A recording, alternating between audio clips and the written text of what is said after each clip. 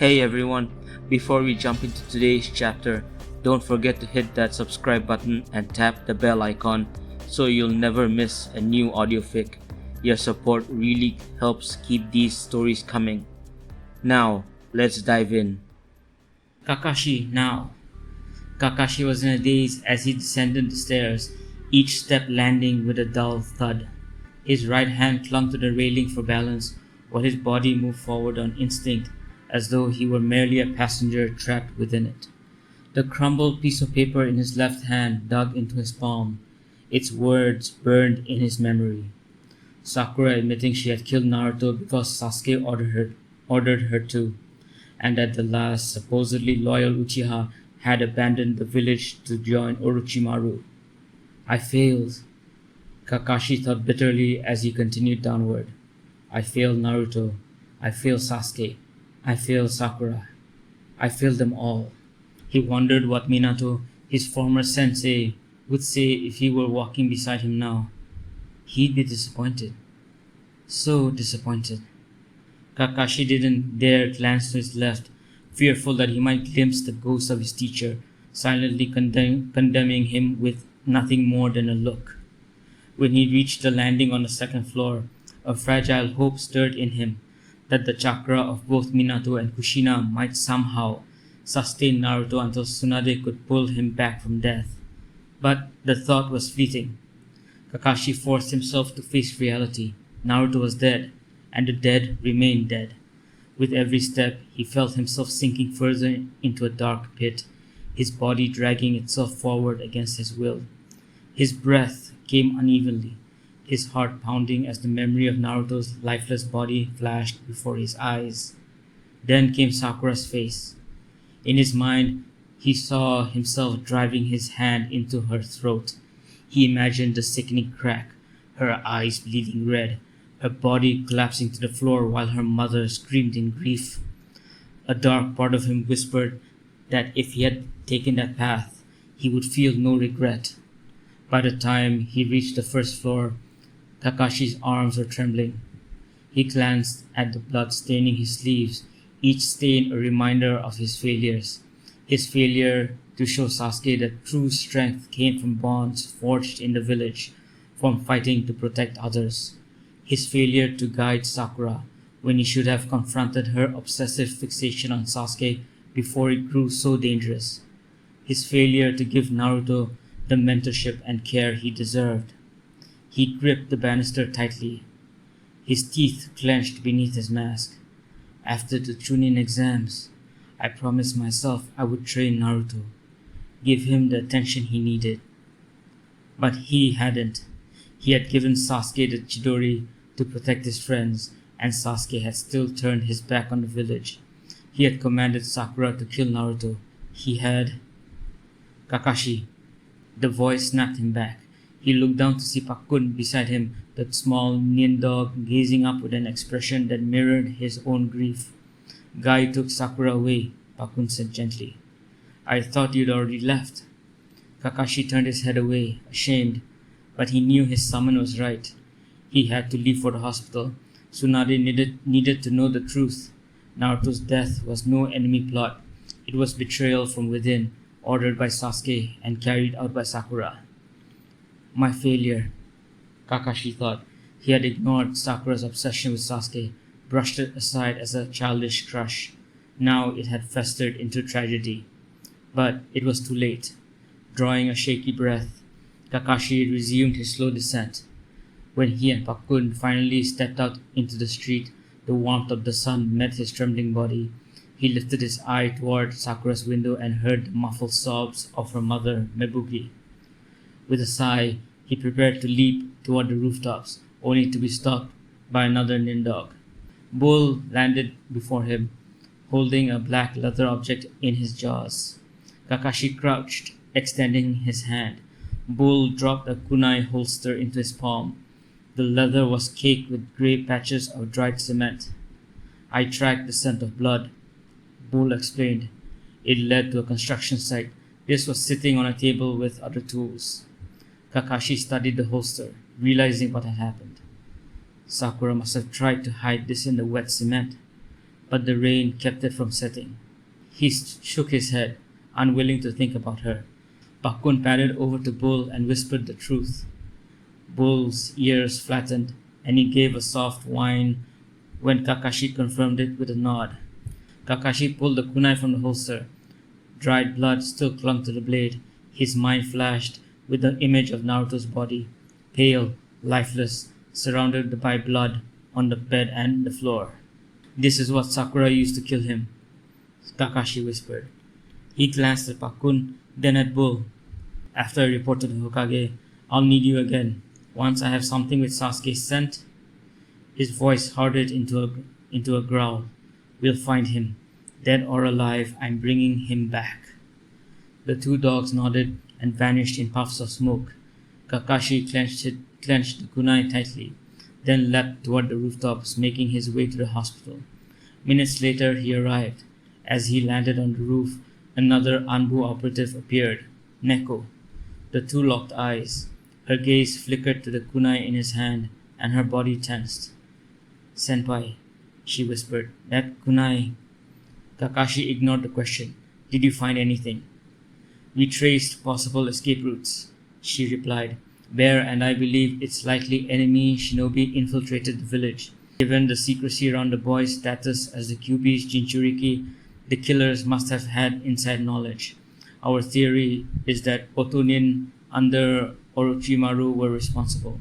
And with Genin Uchiha Sasuke missing, we suspect he was kidnapped after the attack." Kakashi ground his teeth. Their theory was sound, logical even, but he knew the truth. He tightened his grip on the kunai, forcing himself to meet Neko's eyes. "We need to see the Hokage," he said grimly. "Not everything is as it seems." Jiraiya, a few minutes before Kakashi's confrontation with Sakura. Once the rabbit-masked Anbu told Jiraiya that Tsunade needed to speak with him in the morgue and that the subject of their conversation was Naruto, Jiraiya balked. Until Naruto's name was mentioned, he had been half ignoring the Anbu while spying on the women at the hot springs. But at that word, his world shifted. The binoculars slipped from his hands, clattering onto the rooftop. "Why the morgue?" he asked. The self-proclaimed super pervert now wore a grim expression, his voice measured and low. "What happened?" His eyes flicked towards Naruto's home before settling back on the Anbu, his tone sharpening as he repeated, "What happened?" "The Hokage will explain, Jiraiya-sama," the masked shinobi replied, doing his best to withstand the waves of killing intent radiating from the Sannin. "Please, you'll be told everything at the morgue." Jiraiya forced his emotions under control and looked away. Crossing his arms, he gave a curt nod. The Anbu vanished in a blur, leaving Jiraiya alone with the gnawing unease in his gut. Only then did he notice the village gates were closed. A chill crept through him. Did something happen to Naruto? He wondered, his gaze drifting again toward the sealed gates before turning toward the hospital. Was he badly injured during training? Why the morgue? The thought of Naruto being dead was one he refused to entertain. Jiraiya knew the villagers despised the boy, passing their hatred down to the children. And yet, Naruto had found friends despite everything stacked against him. His bravery during the Sand Sound invasion had even begun to shift public opinion in his favor. So why the morgue? Why there? Jiraiya leapt from one rooftop to the next, his eyes catching the gates to his left once again. Unless he was attacked. Gates don't close in the middle of the day unless it's a drill, and Tsunade never announced one. His thoughts circled back to the morgue. He couldn't bring himself to imagine Naruto lying lifeless inside. Instead, he told himself that someone must have attacked Naruto, and Tsunade wanted the meeting in the morgue for security reasons. She must be treating Naruto at the hospital. That's the only explanation. He's hurt, but she's fixing him up. Still, a cold shiver ran down his spine. The pit in his stomach told him something was terribly wrong. He only prayed it wasn't the worst. He has to be okay. He has to be. Jiraiya had not only just found his godson, the boy he once believed was long dead, He wasn't ready to lose him now. As he bounded toward the hospital with increasing urgency, his mind flickered back to the day he had first received a message from one of the Sandaime's monkey summons. Jiraiya, a week after the Kyuubi attack. It was a week after the deaths of both Minato and Kushina and the attack of the Kyuubi. Jiraiya was in Iwa, making sure the Tsuchikage Oonoki wasn't preparing to rebuild his war machine. Jiraiya knew well how deeply the short old man resented Iwa's surrender in the Third Shinobi World War, especially since that surrender had only come after the Yellow Flash killed 1,000 Iwa shinobi in a matter of minutes. Ever since then, Jiraiya had made secret trips to Iwa to ensure they were abiding by the surrender terms. On the final day of his stay, Jiraiya received word of the Kyuubi attack, though nothing was said about Minato or Kushina. The shocked Sannin immediately rushed back to Konoha, only to find the Sandaime Hokage, Sarutobi Hiruzen, seated once again behind the Hokage's desk. "Sensei?" Jiraiya whispered as he leaned against the windowsill, standing on the shingles outside the Hokage's office. The sight of the old man in his robes didn't tell him much. Minato could be badly injured. Yes, that must be it. Badly injured. And Kushina? What about her? Did the seal fail? Is she alive? And Naruto? What about the baby? "Step inside, Jiraiya," the Sandaime said without turning to face him. His wary voice and tense posture told Jiraiya everything he didn't want to know. For once, Jiraiya held back his usual jokes. His face was an emotionless mask as he stepped into the office, walking to the front of the desk. His arms hung limply by his sides as Sarutobi finally looked up, leaning back in his high-backed chair. "I know you have a lot of questions," Sarutobi said. His arms rested on the desk, piled with paperwork.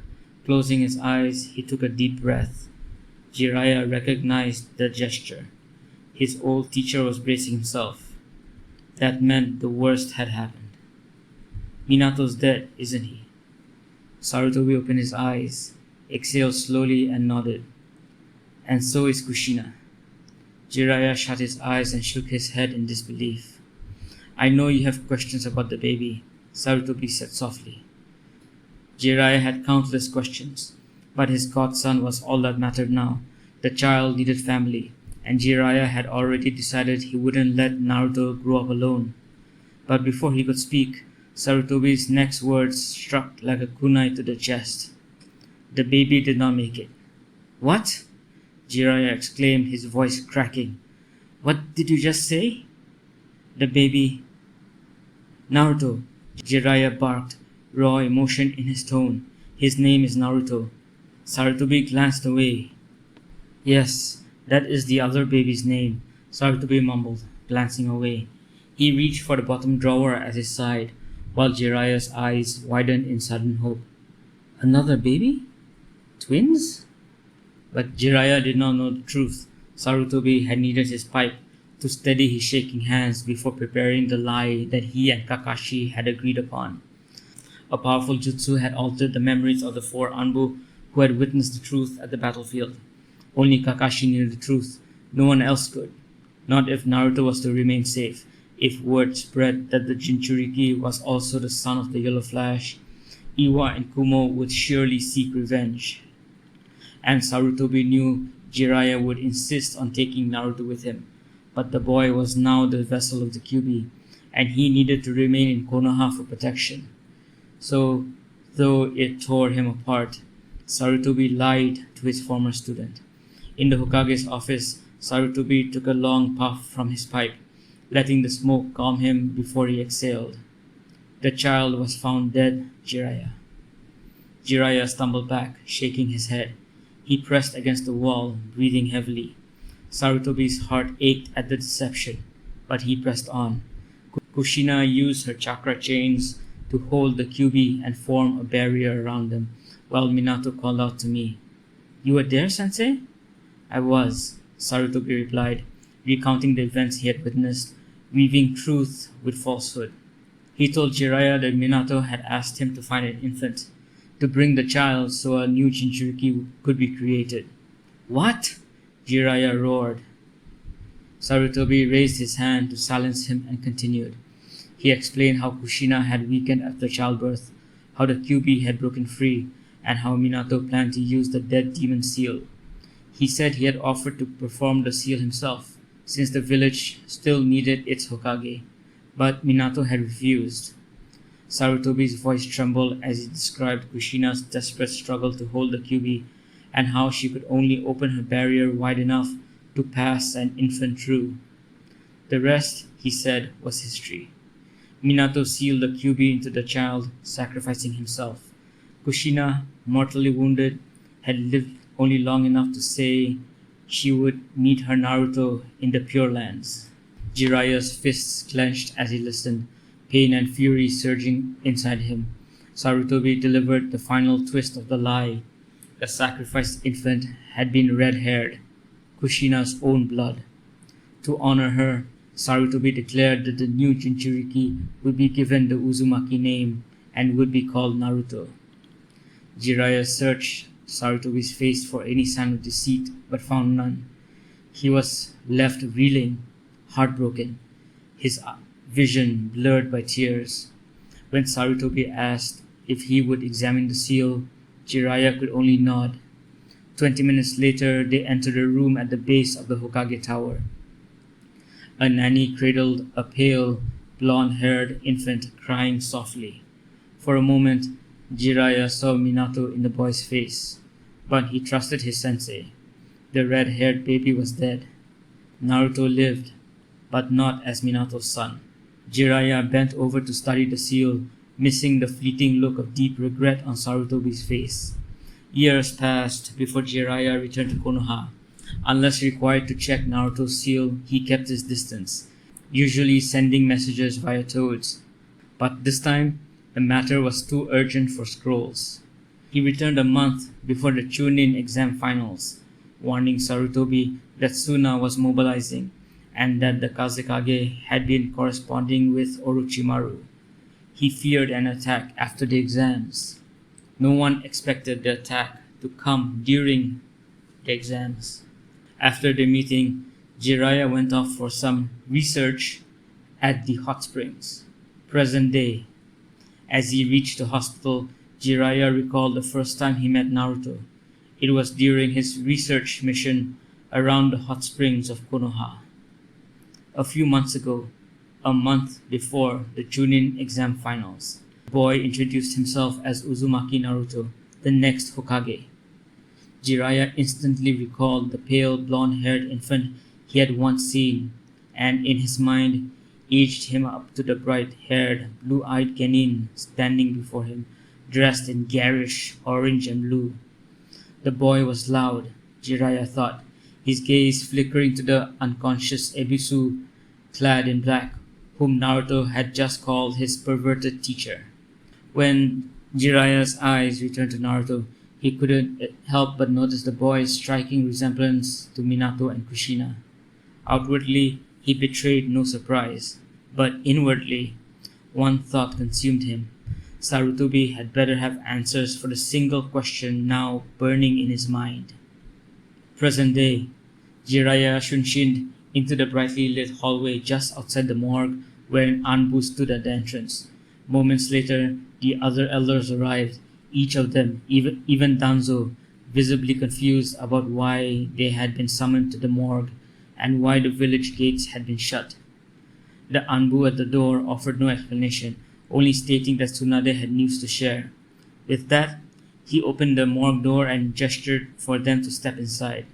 As the four elders walked past the silent guard, Jiraiya's thoughts drifted back to the day he had confronted Sarutobi, shortly after agreeing to train that infuriating blonde kid who so strongly resembled Minato and his wife, Kushina.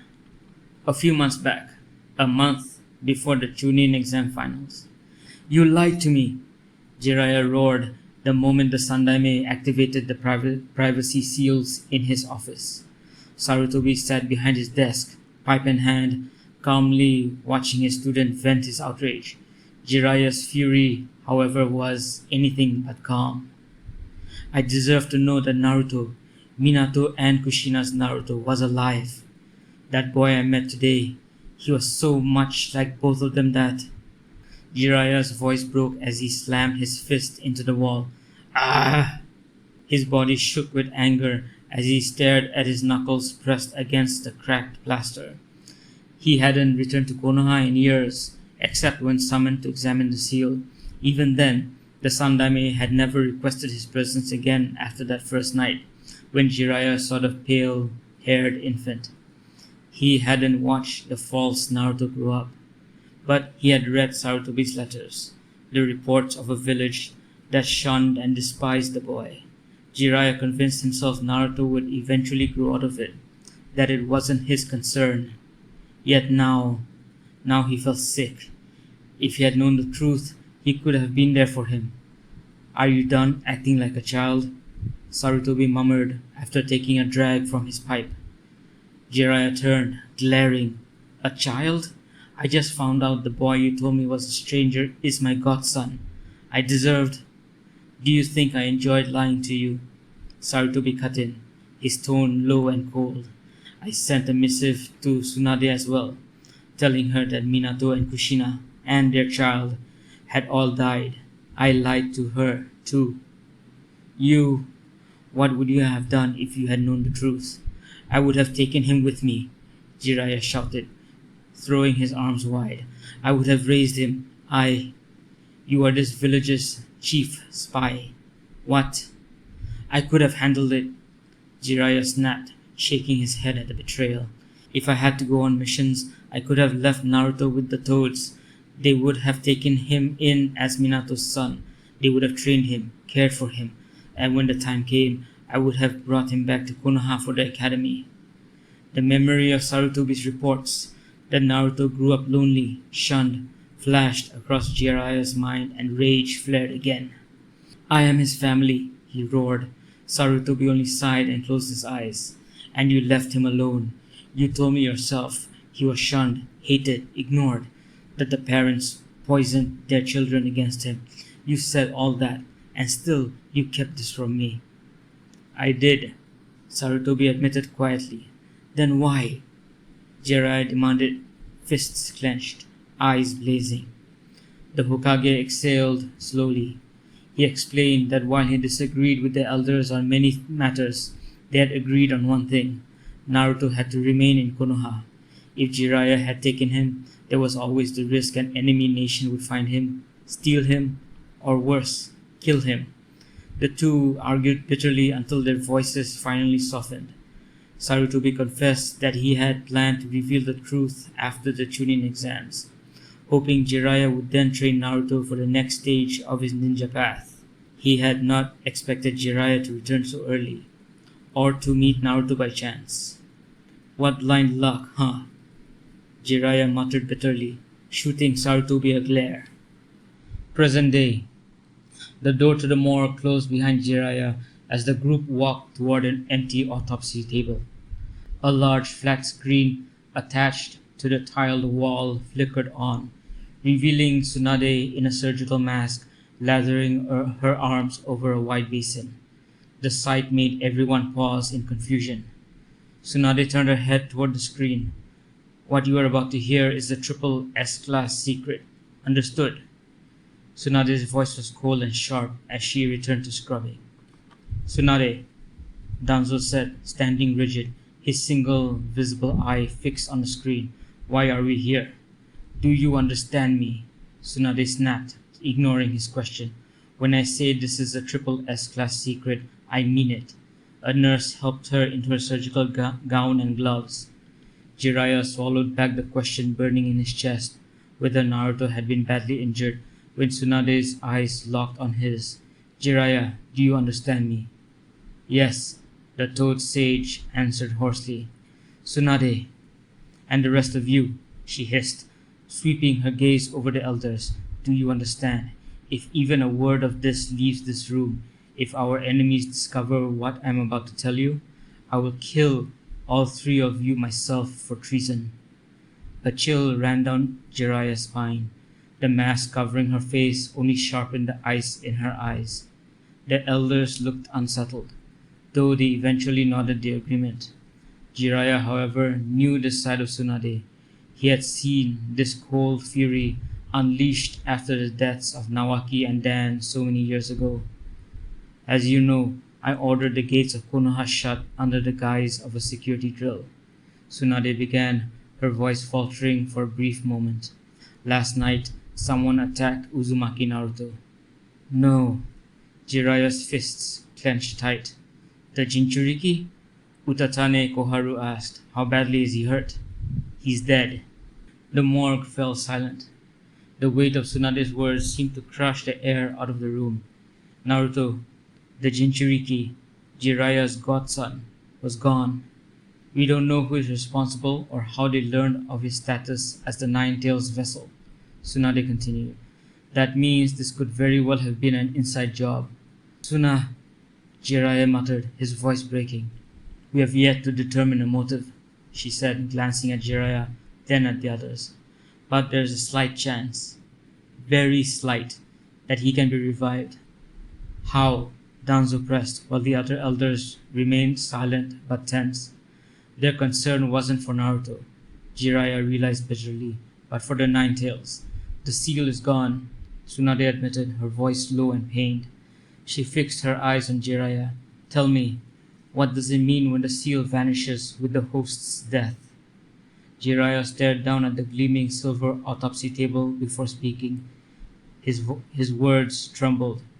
A biju, a being of pure chakra, dissipates when the host dies.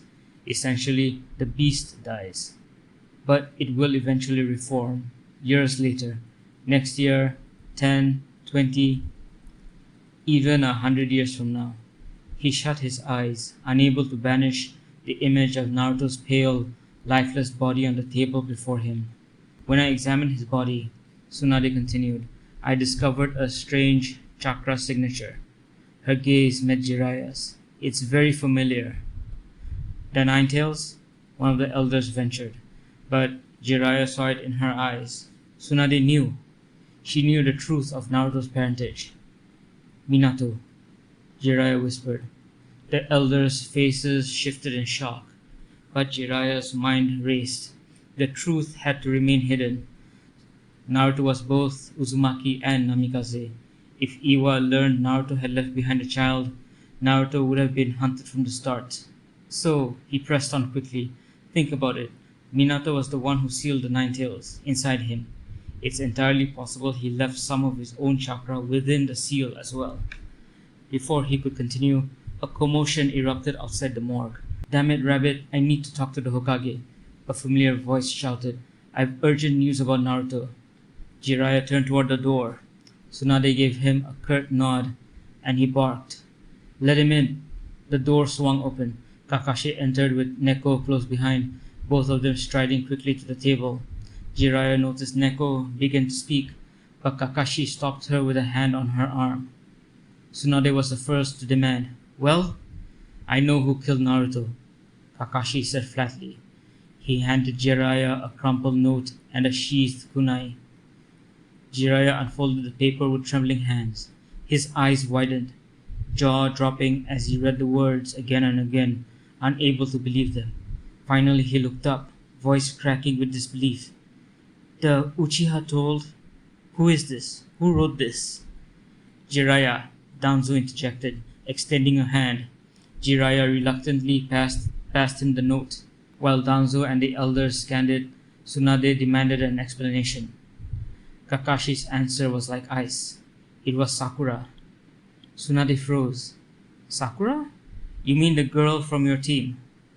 The elders erupted in overlapping questions about Sasuke, about her motives, but Neko cut through the noise, explaining what she and the other Anbu had discovered outside the village walls. Orochimaru. Tsunade growled, eyes narrowing with rage. That snake makes his move this soon? The fury in her voice silenced the room. Straightening, Tsunade barked her orders. Where is Haruno Sakura? In the cells beneath the Hokage Tower, Kakashi replied. Good. Tsunade turned away, her gaze momentarily fixed on the body lying in the morgue's far chamber. When she looked back to the screen, her eyes were steel. Neko, inform Baron the drill is lifted. The gates are to be reopened. Understood, Neko replied. I've already dispatched a squad to search for signs of Uchiha Sasuke. If he escaped with them, we'll find him. Kakashi, Tsunade ordered, gather whoever you need and join Neko's team. Bring Uchiha Sasuke back, and if he resists, I want his traitorous head. Her eyes flicked to the elders, daring them to speak. They said nothing. Tsunade knew Danzo would try to seize Sasuke for his own purposes, but she would never allow it. Finally, she turned to Jiraiya. Go with them. If Orochimaru is involved, Jiraiya gave a grim nod. I'll have the toads sniff him out. And one more thing, Tsunade said firmly. Until I issue a revised cover story, no one is to reveal Naruto's death. Understood? Understood. Tsunade, disperse, Tsunade ordered. In an instant, Neko, Jiraiya, and Kakashi vanished in swirls of dust and leaves. Only the elders remained, facing Tsunade, whose face was red with rage. The girl has to be punished, Koharu said as she fixed her gaze on the screen. She has put this village at risk. We no longer have a Jinchuriki, and Kumo and Iwa have two each, Danzo interrupted, his eyes lingering on the sheathed kunai before lifting to Tsunade. We should capture one of them, and if we do that, Tsunade cut him off. The other villagers will suspect something happened to Naruto, or at the very least, they'll wonder about the Kyuubi's fate. Even if we succeed in capturing a Jinchuriki, it would mean war, and we've already lost our greatest trump card. Tsunade hated thinking of Naruto as a weapon, but that was the only way to reach the elders, who had always seen him as nothing more than a tool. Still, she knew the truth. Naruto was important not only as the Kyuubi's container, but because the villagers had finally begun to see him as something more. Yet, as Hokage, protector of the village, she could not allow the other nations to learn that the strongest weapon was gone. Balance between the villages is already fragile, Homura muttered, leaning on his walking stick. I'll focus on Naruto first, Tsunade said firmly. It's a long shot, but I believe I can revive him. Sakura will be dealt with afterward. In the meantime, the story... She paused, reshaping the cover she had crafted the moment they entered the hospital. Partial truth worked best, concealing Sasuke's defection, or rather his plan to defect. If Naruto survives, the official story will be that he was viciously attacked in his sleep by his teammate Haruno Sakura.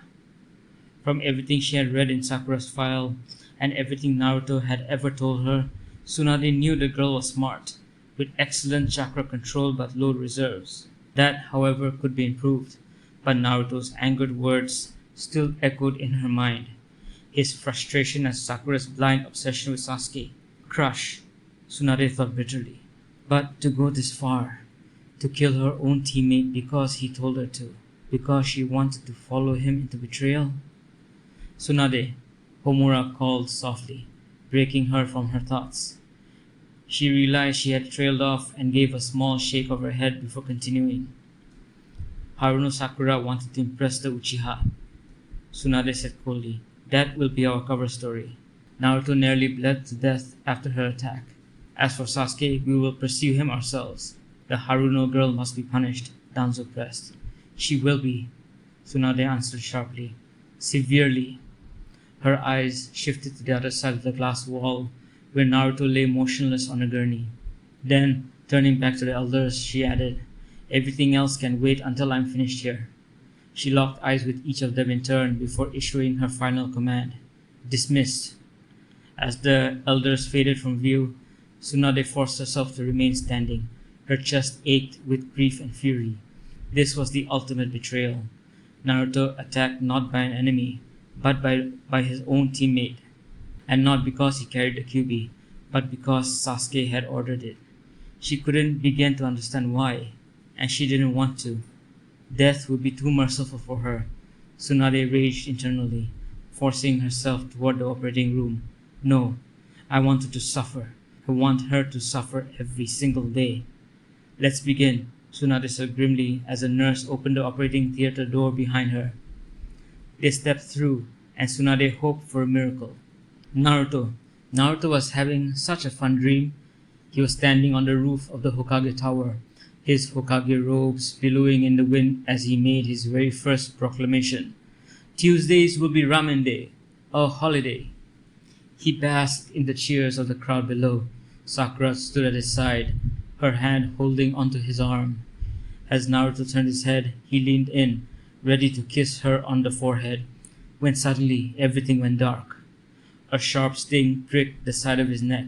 His bleary eyes snapped open just in time to see a shadow looming over him. A burning slash cut across his neck, followed by something warm and wet trickling down his skin. He tried to reach for the figure, but his arms only flailed helplessly. And then, darkness. Naruto thought he had simply fallen back asleep. Maybe the sting on his neck and the shadow in his room had only been part of a dream. But this was different. This wasn't dreaming. It was emptiness. Darkness wrapped around him completely. Suddenly, he felt something hard beneath his body. A floor? He heard footsteps, voices murmuring, and then warmth, the sun hitting his face. Slowly, Naruto forced his eyes open, squinting at the sunlight streaming through nearby windows. Maybe he had just rolled off his bed in his sleep and landed on the floor. Maybe it was already morning. Where's the alarm? He wondered groggily, shifting on the cold floor. I don't think we have training this early in the... He froze. An unfamiliar voice rang out. Listen up! Naruto jolted upright, still in his pajamas and walrus cap, and found himself standing in the middle of a classroom. Rows of unfamiliar children sat before him. It looked like an academy classroom, except that was impossible. He had graduated many months ago. And besides, I should be in my apartment, asleep. But none of the children were looking at him. Their attention was fixed to his left. Is this a dream? The same voice spoke again. We have a new student from Uzushigakure. Naruto turned. A teacher he didn't recognize stood there, resting a hand on the shoulder of a red-haired girl. She looks about my age, maybe a little younger, Naruto thought as he cautiously stepped closer. Hey, sensei, who are you? Where am I? The teacher gave no reply, neither did the students. It was as if no one could see or hear him. It's okay, the teacher whispered gently to the girl. Just introduce yourself. Naruto came to stand directly in front of her, his eyes locking onto hers. My name is Uzumaki Kushina. Naruto stumbled back in shock. Another Uzumaki? In Konoha? He had thought he was the only one. And yet, here was this girl, a stranger, calmly claiming his family name. There was no Kushina in my graduating class, and his thoughts were cut off by heckling from the back of the room. Tomato! Look at her hair, it's red, and her face is round like a tomato. Naruto glared at the boys before glancing back at the girl, her face flushed with anger, fists clenching at her sides. Then she shouted, her voice fierce and unshaken, as though she didn't even notice him standing in front of her. I'm not a tomato. I'm going to be Konoha's first female Hokage. Naruto's eyes widened as the girl grinned confidently at the classroom, pointing proudly to herself. Remember my name, Uzumaki Kushina, Konoha's future Hokage. To be continued.